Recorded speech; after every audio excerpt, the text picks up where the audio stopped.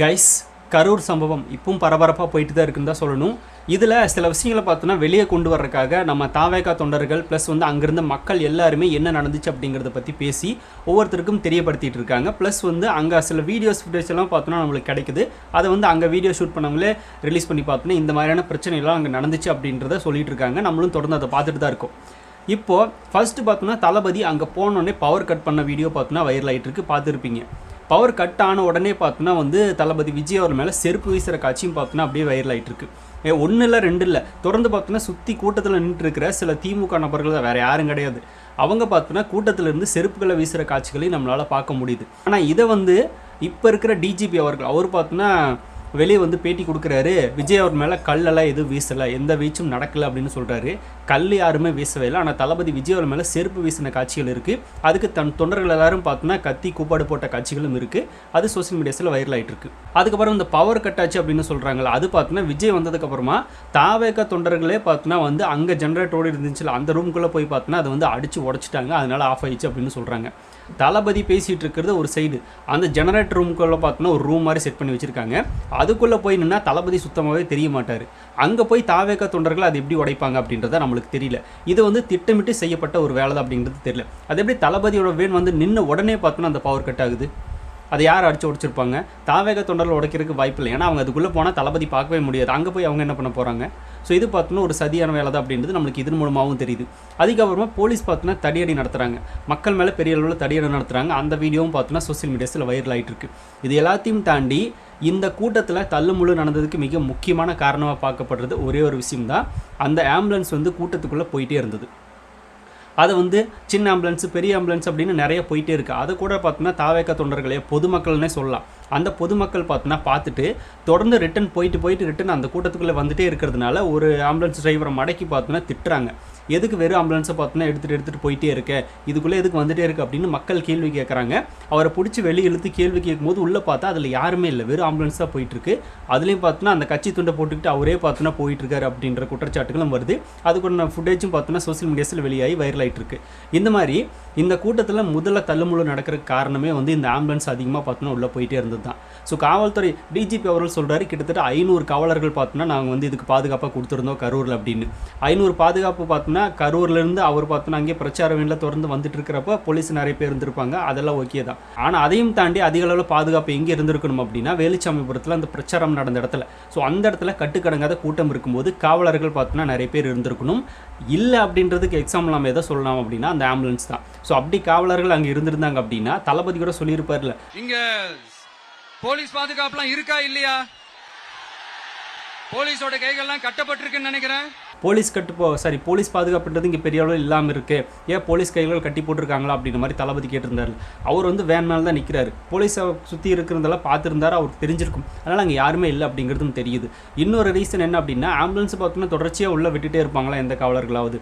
இந்த இடத்துல ஒரு கூட்டம் நடக்கு, மக்கள் கூட்டம் பார்த்தோன்னா அதிக லெவல் இருக்குது, இங்கே உள்ளே போனால் நெரிசலாக இருக்குது, தள்ளுமுள்ளு ஏற்படும், மக்களுக்கு பிரச்சனை வரும், அதனால் இந்த ரூட்டில் வேணாம் அப்படின்னு முன்னாடி அங்கே என்ட்ரன்ஸ்லேயே பார்த்தோன்னா திருப்பி அனுப்பியிருப்பாங்க, வேறு ரூட்டில் திருப்பி அனுப்பியிருப்பாங்க. இதே கூட்டத்துக்குள்ளே பார்த்தோன்னா ஆம்புலன்ஸ் விடுறதுக்கு வாய்ப்பே இல்லை. சரி, 1 வந்தால் பரவாயில்ல, 2 வந்தால் பரவாயில்ல, தொடர்ந்து வந்துட்டே இருக்குது அப்படின்றதுனால நம்மளுக்கு சந்தேகத்தை கிரியேட் பண்ணுது.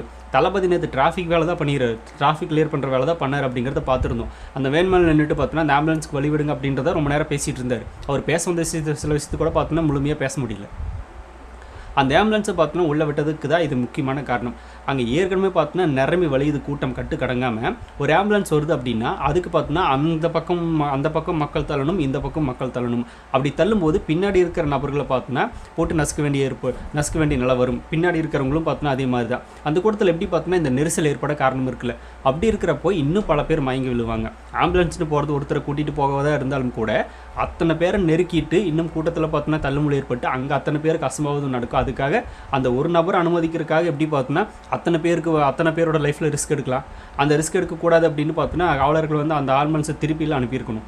அங்கே முன்னாடி இருந்தாங்க அப்படின்னா அந்த ஆம்புலன்ஸ் ரிட்டர்ன் திரும்பி போயிருக்கும், திருப்பி அனுப்பிச்சிருப்பாங்க. அங்கே யாருமே இல்லாதனால தான் தொடர்ந்து ஆம்புலன்ஸ் வந்துகிட்டே இருக்குது. இந்த ஆம்புலன்ஸை உள்ளே அலோவ் பண்ணதுனால தான் முக்கியமாக இந்த மாதிரியான தள்ளுமுள்ளு நடந்திருக்கு. அதில் ஒருத்தர் சொல்கிறாரு, விஜய் வந்து பிரச்சாரம் பண்ணுறதுக்கு முன்னாடியே வந்து என்னோட குழந்தையோ ஒய்ஃபோ யாரோ இறந்துட்டாங்க அப்படின்னு. ஏன்னா அந்த ஆம்புலன்ஸ் உள்ளே விட்டதுக்கு காரணமாக தான் அப்படின்றாங்க. அந்த ஆம்புலன்ஸ் பார்த்தோன்னா உள்ளே வந்துகிட்டே இருக்குது, அதனால தான் தள்ளுமுள்ளு ஏற்படுச்சு, அவங்க இறந்துட்டாங்க அப்படின்னு இன்னொருத்தர் சொல்கிறாரு. ஸோ ஸோ இதெல்லாம் பார்த்தீங்கன்னா திட்டமிட்ட பிளான் தான் அப்படின்றது தெரியுதுல்ல. சரி, அது திட்டமிட்ட பிளானே இல்லை அப்படின்னாலும் அந்த ஆம்புலன்ஸை பார்த்தீங்கன்னா இவ்வளோ கூட்ட நெருக்கடியாக இருக்கிற இடத்துல எதுக்கு உள்ளே விடணும்? இதை தடுத்து நிறுத்த வேண்டியதான போலீஸோட கடமை, அதையே அவங்க பண்ணல அப்படின்றது ஒரு கேள்வி. அப்படி இல்லைனா அங்கே காவலர்களே இல்லை அப்படின்னு தான் அர்த்தமாகுது. இது வந்து அங்கே இருக்கிற நிறைய பேர் குற்றச்சாட்டு வைக்கிறாங்க. போதுமான பாதுகாப்பு கிடையாது, காவலர்களே அங்கே அதிக லெவலில் கிடையாது அப்படின்னு சொல்கிறாங்க. இவங்க அந்த கூட்டம் நடக்கும் போதுல பார்த்தீங்கன்னா அந்த காவலர்கள் அங்கே அதிகமாக இருந்திருக்கணும், அங்கே இல்லை அப்படிங்கிறத நிறைய மக்களோட குற்றச்சாட்டாக இருக்குது. ஆனால் இவர் பார்த்தோன்னா 500 பாதுகாவலர்கள் அங்கே போட்டோம் அப்படின்னு சொல்கிறாரு. கல்வீச்சே எதுவும் நடக்கலை அப்படின்னாரு. இப்போ செருப்பெல்லாம் தூக்கி வீசியிருக்காங்க அப்படின்றதுக்குண்டான ஃபுட்டோச்செல்லாம் இருக்குது. அது பார்த்தோன்னா இவர் மறுக்கிறாரு. இதே மாதிரி பார்த்தோன்னா இப்போ 500 காவலர்கள் அப்படின்னு சொல்கிறாங்க, ஆனால் அங்கே யாருமே இல்லை அப்படிங்கிறத பொதுமக்கள் குற்றச்சாட்டாக வைக்கிறாங்க. இதுக்கு என்ன பண்ணுறது? அதுக்கு ஆம்புலன்ஸ் பார்த்தோன்னா உள்ளே வந்துகிட்டே இருக்குல்ல, அதுவே நம்ம ஒரு சாட்சியை எடுத்துக்கலாம். இத்தனை ஆம்புலன்ஸ் எப்படி உள்ளே விடலாம்? அதுவே பார்த்தோன்னா மிகப்பெரிய தப்பு தானே அந்த இடத்துல. அதுக்கப்புறமா ஃபஸ்ட்டு பார்த்தோன்னா ஒரு லைட் ஹவுஸ் பக்கத்தில் வந்து தாவேக்கா கேட்டிருக்காங்க. அங்கே பார்த்தோன்னா ஹைலி ரிஸ்க் பிளேஸ் அப்படிங்கிறதுனால அங்கே நாங்கள் கொடுக்கல அப்படின்னு இவரே சொல்கிறாரு. அதுக்கப்புறமா உழவர் சந்தைக்கிட்ட கேட்டாங்க, அதுவும் பார்த்தோன்னா குறுகலான இடம் அப்படின்றதுனால அங்கே கொடுக்கல அப்படின்னு சொல்கிறாரு. அதுக்கப்புறமா தான் வேலுச்சாமிபுரத்தை பார்த்தோன்னா இதுக்கு முன்னாடி ஒரு கட்சிக்கு கொடுத்துருந்தோம். அவங்க வந்து கிட்டத்தட்ட ஒரு 15,000 மெம்பர்ஸ்க்கு மேலே கூட்டியிருந்தாங்க. அதனால் நாங்கள் அதை ஆஃபர் பண்ணோம். அவங்களும் பார்த்தோன்னா தாவேக்காவும் ஏற்றுக்கிட்டாங்க. அதுக்கப்புறமா தான் அங்கே வந்து அவங்களே கேட்டு பர்மிஷன் வாங்கினாங்க. அது நடந்துச்சு அப்படின்னு அவர் சொல்லியிருக்காரு. சரி, ஓகே தான். ஆனால் அவங்க கேட்டு பர்மிஷன் வாங்கினாலும் கூட இந்த இடத்துல வந்து விஜய் அவர்களுக்கு வர கூட்டம் எவ்வளோ அப்படிங்கிறது நம்ம தொடர்ந்து பார்த்துட்டே தான் இருக்கோம். அது அவங்களுக்கும் தெரியும். இந்த இடம் அவங்களுக்கு சரிப்பட்டு வராது. ஒரு சாதாரண கட்சியை, ஒரு சாதாரண நபரை பார்க்குறக்காகவே பார்த்தோன்னா இப்போ விஜய் அவர்களுக்கும் மற்ற அரசியல் கட்சியின் தலைவர்களும் வித்தியாசம் இருக்குது. ஏன்னா விஜய் அவர்களுக்கு தான் அதிக அளவில் கூட்டம் வருது அப்படிங்கிறது எல்லாருக்குமே தெரியும், காவலர்களுக்கும் தெரியும். அப்படி இருக்கிறப்போ ஒரு சாதாரண நபரை பார்க்குறக்காகவே பார்த்தோன்னா அவ்வளோ 15,000 மக்கள் கூடுறாங்க அப்படின்னா விஜய் அப்படிங்கிற ஒரு நபர் வந்தாலே அங்கே கூட்டம் கட்டுக்கடங்காமல் ஏறி நிற்கிது. அப்படி இருக்கிறப்போ அவருக்கு இந்த இடம் போதுமானதாக இருக்காது அப்படின்னு போலீஸே பார்த்தோன்னா ரிஜெக்ட் பண்ணியிருக்கணும். அதை பண்ணாமல் பார்த்தோன்னா தாவேக்கனவர் கேட்டதுனால நாங்கள் கொடுத்தோம். அவங்களே பார்த்தோன்னா அனுமதி இது வாங்கினாங்க. நாங்கள் 15,000 பேரை கூட்டிகிட்டு வந்துடுறோம் போதும் அப்படின்னு சொல்லி அனுமதி வாங்கினாங்க அப்படின்றது இவங்களே தான் சொல்கிறாங்க. ஆனால் எந்த ஒரு கூட்டத்துக்குமே எந்த நபர்களுமே பார்த்தோன்னா அனுமதி வாங்கின கூட்டத்தை தான் கூட்டிகிட்டு வருவாங்களான்னா இல்லை, அதுக்கு மேலே அதிகமாக தான் வரும். அதுக்கு கம்மியாக வரக்கு வாய்ப்பில்லை, அதுக்கு மேலே அதிகமாக தான் வரும். இது வந்து நம்ம கண்ட்ரோல் பண்ணவே முடியாது. எப்படி பார்த்தோன்னா தலைக்கு இவ்வளோ பேர் 1000 பேர் வந்துட்டாங்களா, ஓகே 2000 பேர் வந்துட்டாங்களான்னு கவுண்ட் பண்ணிகிட்டே இருக்க முடியும்? மக்கள் அப்படிங்கிறது பப்ளிக் பிளேஸ் அப்படிங்கிறதுனால மக்கள் தொடர்ந்து வந்துகிட்டே தான் இருப்பாங்க. அதை வந்து நம்ம ஸ்டாப் பண்ண முடியாது. எவ்வளோ பேர் வேணாலும் உள்ளே வந்துட்டு தான் இருப்பாங்க. அப்படி வந்திருந்தாங்க அப்படின்னா ஒரு 15,000 மக்களுக்கு தானே நீங்கள் வந்து உள்ள வரைக்கும் பர்மிஷன் கொடுத்துருந்தீங்க. அதையும் தாண்டி கூட்டம் நிரம்பி இருந்துச்சு அப்படின்னா காவல்துறை அங்கேயே முன்னாடியே ஸ்டாப் பண்ணி இதுக்கு மேலே இங்கே உள்ள அலௌடு கிடையாது, நீங்கள் போங்க அப்படின்னு அவங்களை திருப்பி அனுப்பியிருந்தா கூட பார்த்தீங்கன்னா பிரச்சனை இருந்திருக்கும். அது 500 காவலர்கள் வந்து வந்திருக்காங்க, போலீஸ் பாதுகாப்பாக நின்று இருந்தாங்க அப்படின்னு இவர் தானே சொல்கிறாரு. அப்படி இருக்கிறப்போ மீதி இங்கே வந்து அளவுக்கு அதிகமான கட்டுக்கடங்காத கூட்டம் ஏறிடுச்சு, இதுக்கு மேலே உள்ளே போனால் பார்த்தீங்கன்னா ஆபத்து அப்படின்னு காவலர்கள் இருந்தவங்க எல்லாருமே இதுக்கு மேலே யாரும் இங்கே வராதிங்க அப்படின்னு அவங்களை திருப்பி அனுப்பியிருக்கலாம்ல. அப்படி அனுப்பியிருந்தாலும் பிரச்சனை முடிஞ்சிருக்கும். ஆனால் எவ்வளோ பேர் உள்ளே வந்தாலும் பார்த்தீங்கன்னா போங்க அப்படின்னு அலோவ் பண்ணுறது இவங்க தானே. அதுவும் பார்த்தோன்னா ஒரு தவறான செயல் தானே. இவங்களுக்கு தெரியுமில்ல எவ்வளோ பேர் உள்ளே தாங்குவாங்க, எவ்வளோ பேர் தாங்க மாட்டாங்க, என்னென்ன பிரச்சனை வரும். நம்மளுக்கும் பார்த்தோன்னா பிரச்சனை வரும், அந்த மக்களுக்கும் பிரச்சனை வரும், கட்சிக்கும் பிரச்சனை வரும், நம்மளுக்கு பிரச்சனை வரும் அப்படின்றது இவங்க தானே பார்த்தோன்னா ஃபஸ்ட்டு யோசிச்சுட்டு அதை வந்து அவங்க அத்தனை பேர் உள்ளே வராமல் ஸ்டாப் பண்ணியிருக்கணும். அதையும் இவங்க பண்ணல. ஆனால் கேட்டால் பார்த்தோன்னா தாவேக்கா பர்மிஷன் கேட்டதுனால தான் நாங்கள் கொடுத்தோம் அப்படின்னு சொல்கிறாங்க. கட்சிக்காரங்க பர்மிஷன் கேட்க தான் செய்வாங்க. ஆனால் உள்ளே இவ்வளோ பேர் தான் அலோடு, இதுக்கு மேலே கிடையாது அப்படின்னு இவங்களே தடுத்துருந்தாங்க அப்படின்னு ஒரு பிரச்சனை சாதாரணமாக முடிஞ்சிருக்கும். இவ்வளோ பேர் கூடி இருக்கவே மாட்டாங்க. இதுவும் பார்த்தோன்னா ஒரு தவறான விஷயம் தான். அதை வந்து காவல்துறை ஏன் பண்ணல அப்படின்ற ஒரு கேள்வியும் மக்கள் முன்னெடுத்துட்டு தான் இருக்காங்க. அதுக்கப்புறமா என்ன சொல்கிறாங்க அப்படின்னா, இன்னொருத்தர் ஒரு பேட்டி கொடுக்குறாரு. தேவையா இல்லாமல் ஆம்புலன்ஸ் பார்த்தோன்னா இந்த கூட்டத்தில் வந்துகிட்டே இருந்தது உண்மைதாங்க. நாங்கள் பார்த்தோன்னா வந்து எங்களை 2 வீலர் உள்ளே போகிறதுக்கு அலோவ் பண்ணல. 2 வீலர்லேயே பார்த்தோன்னா அதுக்கு கூட்டம் நடக்கிறதுக்கு முன்னாடி ஒரு இடத்துல பார்க் பண்ண சொல்லிட்டாங்க. ஆனால் கோயம்புத்தூர் ரோட்டில் போயிட்டு இருந்த ஆம்புலன்ஸை பார்த்தோன்னா இந்த வழியாக திருப்பி விடுறாங்க. ஒரு 2 வீலரே போக முடியாத இடத்துல ஆம்புலன்ஸ் மட்டும் எப்படி போக முடியாதுல்ல, அது எதுக்கு அனுப்புகிறாங்க அப்படின்னு ஒருத்தர் கேட்குறாரு. இது எல்லாத்தையும் தாண்டி நாங்களே பார்த்தோன்னா ஆம்புலன்ஸ்காரங்களை கூப்பிட்டு விசாரித்தோம். இது வரைக்கும் பார்த்தோன்னா எத்தனை பேர் ஏற்றிட்டு போயிருக்கீங்க அப்படின்னு. அவங்க சொல்கிறது ஒரு 24-25 பேர் தான் நாங்கள் ஏற்றிட்டு போனோம், அதில் 4 பேர் இறந்துட்டாங்க அப்படின்னு அவங்க சொல்கிறாங்க. ஆனால் மீதி இருந்தவங்க எப்படி இறந்தாங்க, எப்படி பார்த்தோன்னா இவ்வளோ நியூஸ் வருது, இப்படி எப்படி மக்கள் குழப்பறாங்க அப்படின்றது தெரியல. இது உண்மை என்னன்றது விசாரிக்கணும் அப்படின்னு ஆம்புலன்ஸ்காரங்களை கூப்பிட்டு விசாரித்த ஒரு நபரே பார்த்தோன்னா சொல்லிட்டு இருக்காரு. இது மிக முக்கியமான பாயிண்ட், நோட் பண்ண வேண்டிய ஒரு பாயிண்ட். ரூட்ல போன ஆம்புலன்ஸ், அதாவது மக்கள் வண்டியோட 2 வீலர்ல வரவங்க உள்ள 2 வீலர் கொண்டு கேரி மெரிடியன் ஹோட்டலுக்கு பின்னாடி பார்க் பண்ண சொன்னாங்க. 2 வீலர் வந்தவங்க உள்ள ஆனா ஆம்புலன்ஸ் கோயம்புத்தூர் ரூட்ல போன ஆம்புலன்ஸ் திரும்பி எதுக்குள்ள விடணும்? அங்க போயிருந்தா தான் மக்கள் யாரா இருந்தாலும் அவசர உதவிக்கு போக முடியும். ஆனா போனவங்க வந்து நாங்க அங்கேயே தான் பார்த்துட்டு இருக்கோம். அந்த ரூட்ல போற ஆம்புலன்ஸ் திரும்பி போலீஸ்காரங்க இந்த ரூட்ல விடுறாங்க. பொதுமக்கள் உள்ள விட மாட்டேங்கிறாங்க. நிறைய பேருக்கு கூட வந்தவங்களுக்கு, என்ன கூட வந்த பசங்களுக்கு நிறைய பேருக்கு சட்டையில கட்டி வச்சு கிழிச்சிருக்காங்க. கட்டி வச்சு கிழிக்கிற அளவுக்கு என்ன சூழ்நிலை உண்டாச்சு? எதுவுமே ஆகல. இந்த மாதிரி பல விஷயம் நடந்திருக்கு. உண்மை தெரியாம யாருமே பேசுறாங்க. நான் ஆம்புலன்ஸ் காரன் டைரக்டா கூப்பிட்டு விசாரிக்கிறோம். அவங்க எடுத்தது 25-30 கேஸ் தான் மொத்தமா எடுத்திருக்கேன் அப்படிங்கிறாங்க. மொத்தமே 4 பேர் இறந்து போயிருக்காங்க. ஆனா இத்தனை பேர் திடீர்னு எங்க வந்து இறந்து போனாங்கன்னு யாருக்குமே தெரியல. அதெல்லாம் உள்ள நிறைய விஷயம் நடக்குது.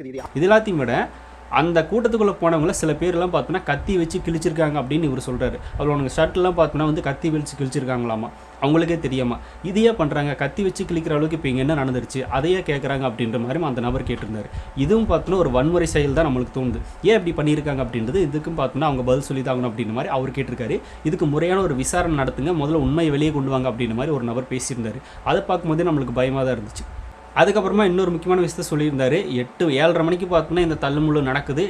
ஒரு ஆஃப் அன் ஹவரில் பார்த்தோன்னா 8 மணிக்கு ஆம்புலன்ஸில் பார்த்தோன்னா மருத்துவமனைக்கு அவங்கள கொண்டு போயிட்டாங்க. 8:15 கிட்டத்தட்ட 1/4 மணி நேரத்தில் பார்த்தோன்னா எப்படி வந்து செந்தில் பாலாஜி அமைச்சர்களாலும் உள்ளே வந்தாங்க, சென்னையில் இருந்தவங்க எப்படி அதுக்குள்ளே இங்கே வந்தாங்க, இதை வந்து மக்கள் யோசிக்கணும் அப்படின்ற மாதிரி ஒரு நல்ல விஷயம் சொல்லியிருந்தார். இதை தான் நம்மளும் நேற்று இருந்து கேட்டிருக்கோம். நியூஸ் சேனல்ஸ் பார்த்து பல மக்கள் தெரிஞ்சுக்கிறதுக்கே ரொம்ப நேரம் ஆச்சு. ஆனால் இவங்க பார்த்தோன்னா ஒரு 10 பேர் இறந்துட்டாங்க அப்படின்னு நியூஸ் வந்தோடனே செந்தில் பாலாஜி முன்னாடி அங்கே போய் நிற்கிறாரு அப்படின்றத நிறைய பேருக்கு எங்கள் சந்தேகத்தை கிரியேட் பண்ணியிருக்கு. அப்புறம் அன்பில் மகேஷ் எல்லாம் பார்த்தோன்னா கதறி அழுதுறது, அவங்க ஆட்சியில் கலாச்சாரம் முடிச்சு இறந்ததுக்கெல்லாம் பார்த்தோன்னா இந்த மாதிரி போய் கதறி அழுதாரான்றது தெரில. சத்தியமாக இல்லை, அது வேறு விஷயம், அது கிடையவே கிடையாது. ஆனால் இங்கே வந்து பார்த்தோன்னா அழுதுட்டு இருக்காரு. ஆனால் அழுதுட்டு இருக்கிறத பார்க்கும்போது நம்மளுக்கு பார்த்தோன்னா அது உண்மையாக அழுகிறாரா இல்லையான்றதே நம்மளுக்கு சந்தேகமாக இருக்குது. பக்கத்தில் செந்தில் பாலாஜி அவர் பார்த்தோன்னா சோகமாக இருக்க ட்ரை பண்ணுறாரு, ஆனால் அது அவருக்கு முடியல அப்படின்றது நம்மளுக்கு அப்படியே பார்க்கும்போது அப்பட்டமாக தெரியுது. அதாவது சினிமாவில் இருந்தவர் அரசியலுக்கு வந்திருக்காரு.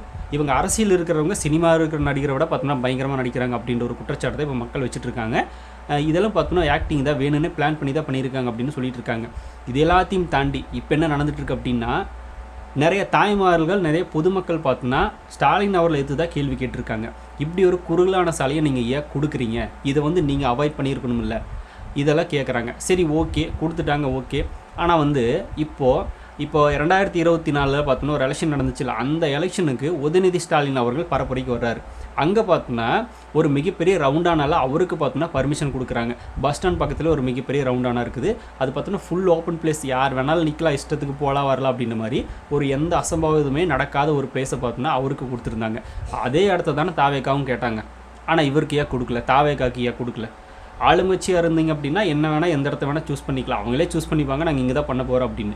ஆனால் ஒரு கட்சி புதுசாக வந்து பார்த்தோன்னா இந்த இடத்துல எங்களுக்கு மக்களுக்கு போதுமான இட வசதி இல்லை, அதனால் இந்த இடத்த கொடுங்க அப்படின்னு அவங்களும் அதே ரவுண்டானாவை கேட்டிருந்தாங்க. அதே கொடுத்துருந்தீங்க அப்படின்னா இப்போ இந்த அளவுக்கு பிரச்சனை வந்திருக்காது இல்லை. அவங்களுக்கு கொடுக்கறது தாவேக்காக்கு ஏன் கொடுக்க மாட்டீங்க அப்படின்றதான கேள்வி. தளபதி தொடர்ந்து சுற்றுப்பயணங்கள் எல்லாத்தையுமே வைக்கக்கூடிய ஒரு கேள்வி என்ன அப்படின்னா, எதுக்கு இவ்வளோ அளவுக்கு கண்டிஷன் போடுறீங்க, இவ்வளோ ப்ரெஷர் பண்ணுறீங்க, இந்த மாதிரியான இடத்த செலக்ட் பண்ணி கொடுக்குறீங்க அப்படின்றதான். இது வரைக்கும் தாவைக்க போன இடங்கள் எல்லாத்துலேயுமே பார்த்திங்க அப்படின்னா நிறைய வீடுகள் இருக்கும், நிறைய கடைகள் இருக்கும். அதுக்கப்புறமா வந்து இந்த சின்ன சின்ன ரோடாக இருக்கும். சின்ன ரோடு, ஒரு என்ன சொல்கிறது, ஒன் வேயில் போகிற மாதிரி தான் இருக்கும். அந்த ரோட்டே பார்த்தோன்னா வந்து டபுளாக பிரித்து வச்சுருப்பாங்க. அந்த மாதிரி ஒரு ரோடாக தான் இருக்கும். நேற்று நடந்தது கூட அந்த மாதிரியான ஒரு ரோடு தான். அது மட்டும் இல்லாமல் தளபதி பார்த்தோன்னா வரதுக்கு முன்னாடியே எல்லா இடங்களையும் தொடர்ந்து கட் பண்ணிகிட்டே இருக்காங்க. சரி இப்போ வந்து அந்த ஜென்ரேட்டர் உடஞ்சிருச்சு, கட் ஆயிடுச்சு அப்படின்னு சொல்கிறாங்க. ஆனால் அரியலூர் போனார்ல, அங்கே எப்படி நடந்தது? திருவாரூர் போனார்ல, அங்கே எப்படி நடந்தது? ஸோ இது பார்த்தோன்னா தொடர்ந்து பண்ணிகிட்டே தான் இருக்காங்க. இப்படி பார்க்கும்போது இவங்க இந்த வேலையை பண்ணுறாங்க அப்படின்றது நம்மளுக்கு அப்பட்டமாகவே தெரியுதுல்ல. இதை மக்கள் கேட்டால் உடனே பார்த்தோன்னா கூட்டம் நடத்த தெரியாமல் இவங்க பண்ணிட்டாங்க அப்படின்னு. அங்கே தள்ளுமுள்ளு நடந்ததுக்கு மிக முக்கியமான காரணமே சில பேர் பண்ண சில வேலைகள் தான் அப்படிங்கிறது அங்கே இருக்கிற மக்களே வந்து வெளியே சொல்கிறாங்க அப்படின்றது நம்மளால் பார்க்க முடியுது. ஸோ வீடியோஸும் நிறைய ஃபுட்டேஜும் வெளியாகுது. அதனால் இந்த பத்திரிக்கை செய்திகளை பார்த்துட்டு அதை மட்டுமே நம்பிட்டு இருக்கிற காலம் இது கிடையாது. இது வந்து டெக்னாலஜி காலம் அப்படின்றதுனால அங்கங்கே பார்த்தோன்னா அப்படி இப்படி என்னென்ன நடக்குது அப்படிங்கிறது எடுத்து போஸ்ட் பண்ணிகிட்டே தான் இருக்காங்க. அதனால் இங்கே இதில் யாரும் தப்ப முடியாது. இது திட்டமிட்ட சதிதான் அப்படின்றது பல விஷயங்களை வச்சு பார்க்கும்போது நம்மளுக்கு தெரியுது. ஆனால் நம்ம தாவேக சைடு பார்த்தோன்னா ஒரு வழக்கு கொடுத்துருக்காங்க, இதை பற்றி விசாரணை நடத்தணும் அப்படின்ற மாதிரி. அது நாளைக்கு பார்த்தோன்னா கோர்ட்டுக்கு நீதிமன்றத்துக்கு வரப்போது, மதுரையில் தாக்கல் பண்ணியிருக்காங்க. நாளைக்கு வந்து அது நீதிபதி விசாரிக்கிற அப்படின்ற மாதிரி சொல்லியிருக்காரு. என்ன மாதிரியான விசாரிப்பு நடத்துறதுக்கு பர்மிஷன் கொடுக்க போகிறாரு, இது யார்கிட்ட போக போகுது, யார் மேலே விசாரணை நடக்க போகுது, இதெல்லாம் பார்த்தோன்னா இனிமேல் தெரியாது. நாளைக்கு பார்த்தோன்னா அவர் அதை பற்றி பேசுவார். அதுக்கப்புறமா அவர் என்ன சொல்ல போகிறாரு அதன்படி பார்த்தோன்னா விசாரணை நடக்கும். அதை நம்ம பொறுத்து இருந்தால் பார்க்கணும் நாளைக்கு வரைக்கும். ஆனால் இப்போ வரைக்கும் தளபதிக்கு இந்த திமுக ஊப்பிகளை தவிர பெரிய அளவில் பார்த்தோன்னா யாருமே எதிர்ப்பு தெரிவிக்கல. ஏன்னா அவரே நினைக்காத ஒரு சம்பவம் தான் இப்போ நடந்திருக்கு. அது பார்த்தோன்னா நிறைய பேர் சொல்கிற விஷயங்கள் என்ன அப்படின்னா, எதிர்கட்சி ஆகட்டும், மற்ற பிஜேபி, அதிமுக இவங்க எல்லோரும் சொல்கிறது என்ன அப்படின்னா, திமுக மேலே தான் குறை சொல்லிட்டு இருக்காங்க. இந்த மாதிரி ஒன்று குறுகலான இடத்த நீங்கள் ஏன் கொடுக்குறீங்க அப்படின்னு தான் தொடர்ந்து அவங்களும் பார்த்தோன்னா கேள்விகள் கேட்டு வந்துட்டுருக்காங்க. அதனால் பெரிய அளவில் மக்கள் பார்த்தோன்னா அதிக அளவில் கேள்வி கேட்குறது இப்போ திமுகவை தான் கேட்டிருக்காங்க. இந்த திமுக ஊப்பிகள் மட்டும்தான் தளபதி வந்து அதிக அளவில் பேசிகிட்டு இருக்காங்க, தளபதி பிடிக்காதவங்க. சரி ஓகே, மக்கள் சப்போர்ட் அப்படிங்கிறது தளபதிக்கு இப்போதைக்கு இருக்குது. இறந்து போன சில உறவினர்களே பார்த்தோன்னா தளபதி மேலே அந்த தப்பும் கிடையாது. இந்த இடத்த செலக்ட் பண்ணி கொடுத்தது அரசு தான் காரணம், காவல்துறை தான் காரணம், போதுமான பாதுகாப்பு இல்லை, ஆம்புலன்ஸ் உள்ள வந்தது தான் காரணம் அப்படின்னு அவங்களே பார்த்தோன்னா சொல்கிறாங்க. ஏன்னா நேரில் நின்று பார்த்தவங்களுக்கு தெரியும்ல, அவங்களே பார்த்தோன்னா வந்து தளபதிக்கு சப்போர்ட்டாக தான் இருக்காங்க. இவங்க தான் பார்த்தோன்னா தேவையில்லாமல் தளபதி பற்றி நெகட்டிவான விஷயங்களை பரப்பிட்டு இருக்காங்க. இதுக்கு தளபதி காரணம் இல்லை அப்படிங்கிறது அவங்களுக்குமே தெரியும். ஒரு கட்டுக்கணக்காத கூட்டம் வரும்போது இப்படி தான் நடக்கும் அப்படின்றது தெரியும். அது நடக்கும் அப்படின்னு தெரிஞ்சும் பர்மிஷன் கொடுத்துருக்கிறது தவறு. இதுதான் முதல் குற்றம். இதை வந்து தாவேக்கா கேட்டிருந்தாலும் போலீஸ் கொடுத்துருக்கவும் கூடாது. ப்ளஸ் அப்படி கொடுத்துருந்தாலும் அதிகமான க்ரௌடு வரும்போது இதுக்கு மேலே இங்கே நிற்க முடியாது அப்படின்னு வந்தவங்கள திருப்பி அனுப்பியிருக்கணும். இதாவது பண்ணியிருக்கணும். அதையும் பண்ணல அப்படின்றதா இங்கே துயரமான சம்பவத்துக்கு காரணம் அப்படின்றதா எனக்கு தோணுது. ஸோ இன்னும் என்ன மாதிரியான விஷயங்கள் வெளியே வரப்போகுது அப்படிங்கிறதெல்லாம் பொறுத்து பார்ப்போம். ஸோ இதை பற்றி உங்களோட கருத்துக்களை மறக்காம கமெண்ட்டில் ஷேர் பண்ணுங்கள். அப்படியே பிக் டாபிக் சேனல் யாராவது சப்ஸ்கிரைப் பண்ண வந்து மறக்காம சப்ஸ்கிரைப் பண்ணிக்கோங்க. நிறைய big topics, political news, trending news, cinema updates பற்றி நிறைய நம்ம சேனலில் தொடர்ந்து வரப்போகுது.